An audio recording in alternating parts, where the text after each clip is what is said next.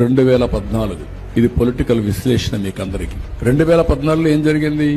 నేను ఆ రోజు 2 రాష్ట్రాల్లో తెలుగుదేశం పార్టీని కాపాడుకోవడం ఒక హిస్టారికల్ రెస్పాన్సిబిలిటీ. తెలుగు వారి కోసం పెట్టిన పార్టీ తెలుగుదేశం పార్టీ. ఆ రోజు హైదరాబాద్ లో అభివృద్ధి చేశామంటే తెలుగు జాతి కోసం చేశాం. ఈరోజు తెలంగాణకు పోయింది.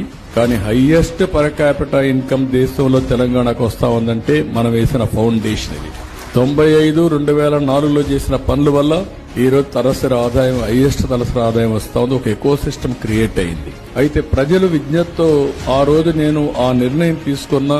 వైఎస్ఆర్ కాంగ్రెస్ పార్టీ చేసిన పని మీరు చూస్తే విభజన కావాలి, ముసుగు సమైక్యవాదం.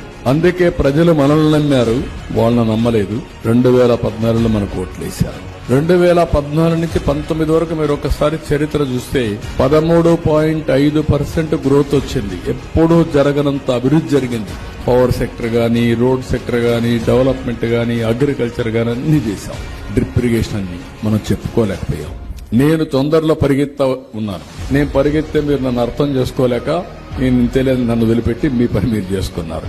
లాస్ట్ లో ఎలక్షన్ వస్తే తెలుగుదేశం మోటుకున్న ఎప్పుడైనా సరే విజయం మందే, ఎవ్వరు మనల్ని ఓడించలేరు.